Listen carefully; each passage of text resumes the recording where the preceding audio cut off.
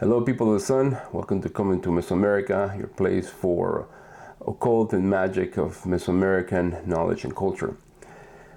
I had to stop myself from continuing the very tedious Dresden Codex episodes because of this great discovery that was just made up in Teotihuacan. If you all know, the pyramids of Teotihuacan, the two big pyramids in Teotihuacan, are named after the sun and after the moon. Well, the Aztecs were the ones that named it that, and there's a reason for that. And now this discovery has been made that may not very well have been their names for the Teotihuacans. In fact, the purpose of which the Aztec thought the pyramids were originally made for, it may be totally different. This new discovery can give us some more clues, and we're able to elaborate on the nature of the religion and the tradition and the practices that were made in these particular pyramids.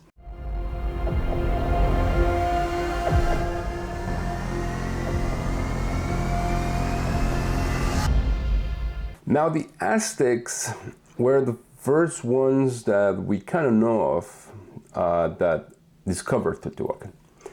If something that is kind of misunderstood is that the Aztecs were around forever. They were not. The Aztecs were very briefly lived culture. They only lived for about 300 years. And that is not even their name. Their name, the name Aztec was a derogatory term for them. They call themselves the Mexica. And the only reason why they even call Aztecs is because they came from Aztlan. And so, but the name Aztec is not a good name. It's not a good name, or at least it was not a good name for them back then.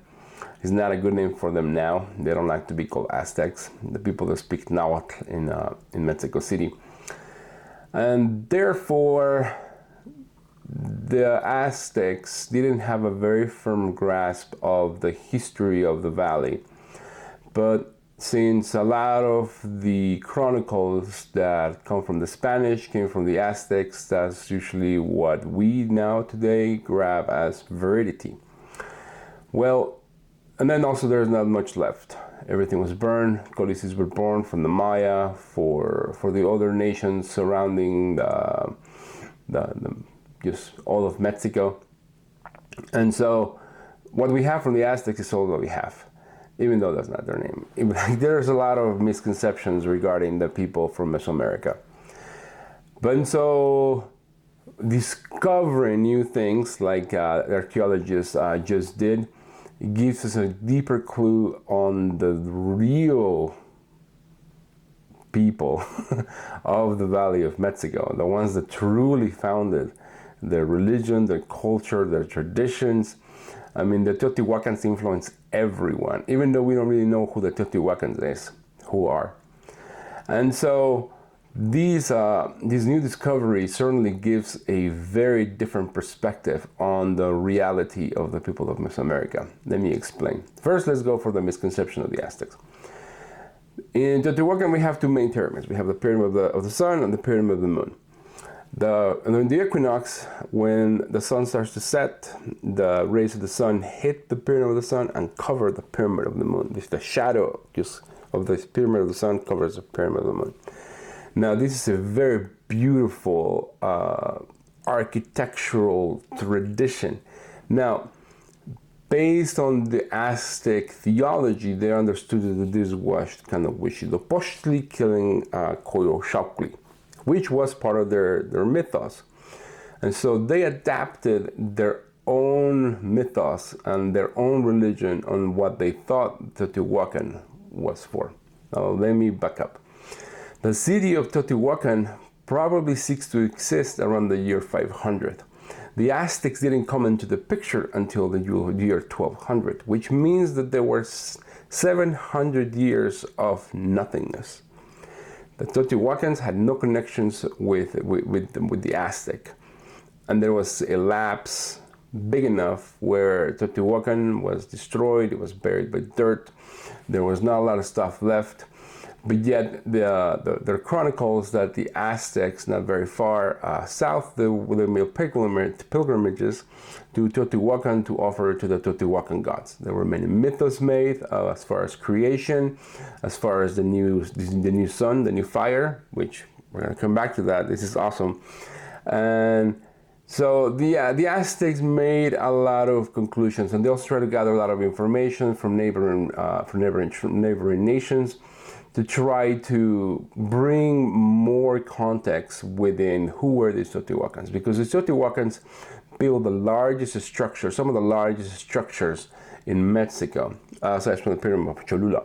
But Cholula was built in phases. We don't know yet if Teotihuacan was also built in phases, because they haven't penetrated too much within the pyramid. But it's just one of the biggest pyramids and one of the most beautiful and most ornate complexes in all of Mexico, if not the world.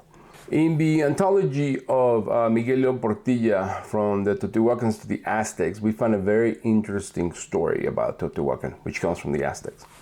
The story is that the fire was born in Teotihuacan through the sacrifice of the gods. So the gods sacrificed themselves so that the new sun could rotate. Now there's some interesting things. It seems like there was a volcano that exploded around the year 500 and covered the atmosphere with ash, and it made it very dark. And so these might have something to do with that. But I think one of these volcanoes was up in the Mediterranean, and these created a lot of drought. It seems that there were a lot of people that died, and so therefore the sacrifice being made to create a new fire was something that it was a natural event that permeated through a lot of the cultures in all of Mexico. And so there is a tradition of the new fire in Teotihuacan. And now the new discovery. They just discovered a statue of Huehuetetol on the top of the Pyramid of the Sun, what we call the Pyramid of the Sun. But what does this mean? This particular god had a lot to do with the ball game.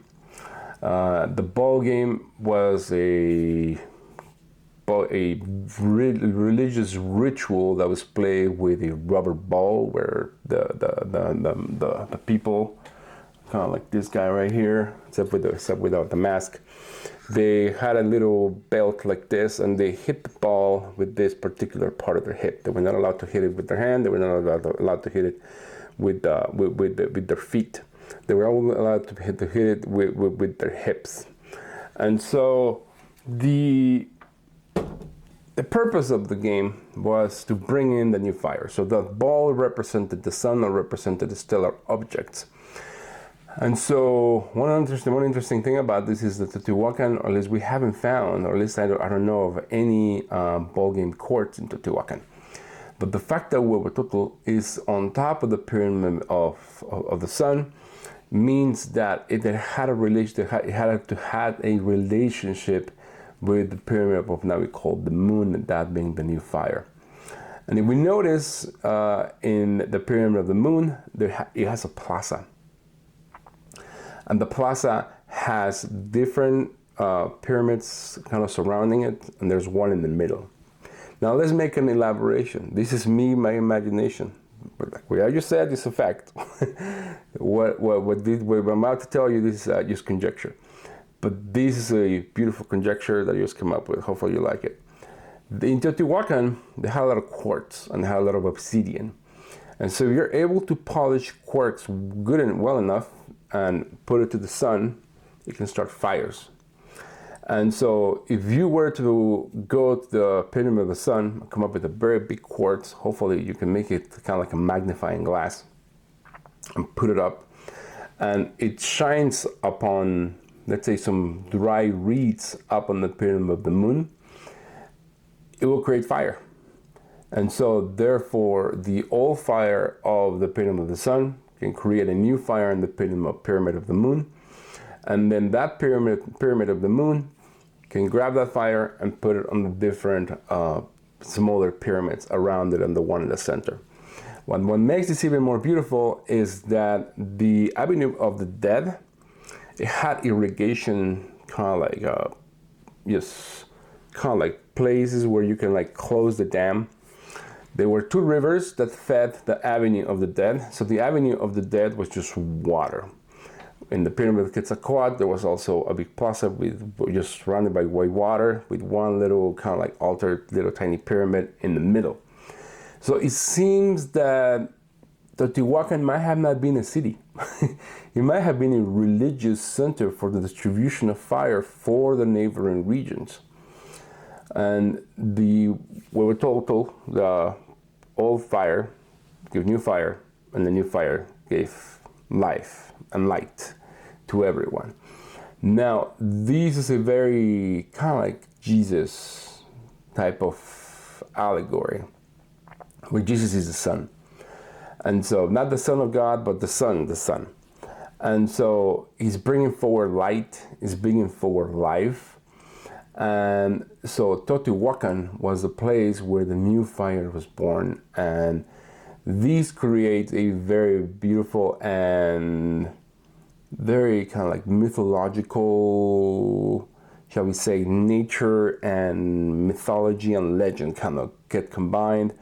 And it is used for religious ceremonies, and it is used for just daily life, like all of Mesoamerica. Like their daily lives was directly attached to nature. Ours is not. Ours is just based on like what we watch on TV or our daily lives that we create for ourselves. But the people from Mesoamerica were in direct connection with nature and with the stars.